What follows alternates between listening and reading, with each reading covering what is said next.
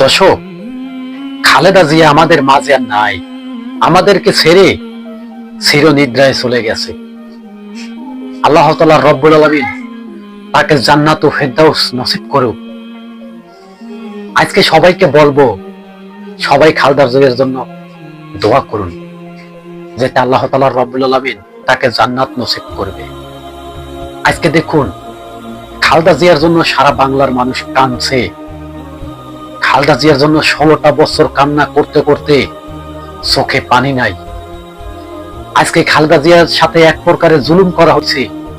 খালেদা জিয়াকে 16টা বছর জেলখানায় বন্দি করে রাখছে স্বৈরা শাসক শেখ হাসিনা। আজকে খালেদা জিয়া আমাদের মাঝ থেকে চলে গেল।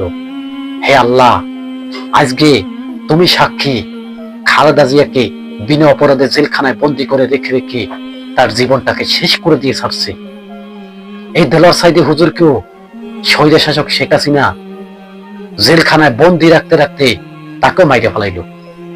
আসলে আওয়ামী লীগের কাজই এইরকম। তারা ইসলামের নিয়ে যারা কথা বলবে তাদেরকে তারা হত্যা করবে। এটি আওয়ামী লীগের পরিচয়, এটি আওয়ামী লীগের ধর্ম।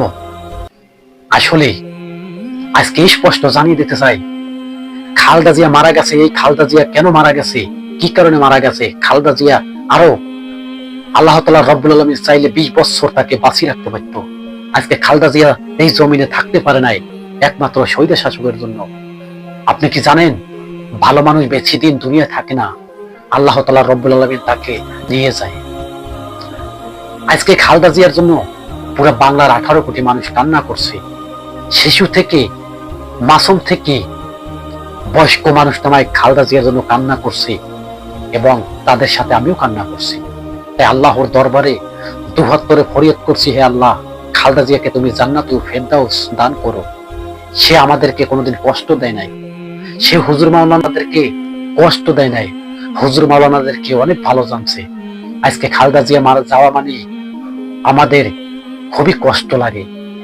আজকে খালেদা জিয়ার সাথে যে রকমের জুলুম অত্যাচার করা হয়েছে তাকে এখনো মানুষ দেখছে না। আজকে সবাইকে বলবো, খালেদা জিয়ার জন্য সবাই দোয়া করুন, এবং কালকে তার জানাজার নামাজ হবে। যে যেখান থেকে পারুন তার জানাজারে শরীক হবেন। আল্লাহর দরবারে খালেদা জিয়ার জন্য সবাই দোয়া করবেন, যাতে আল্লাহ তাআলা রব্বুল আলামিন তাকে জান্নাতুল ফেরদাউস নসিব করে।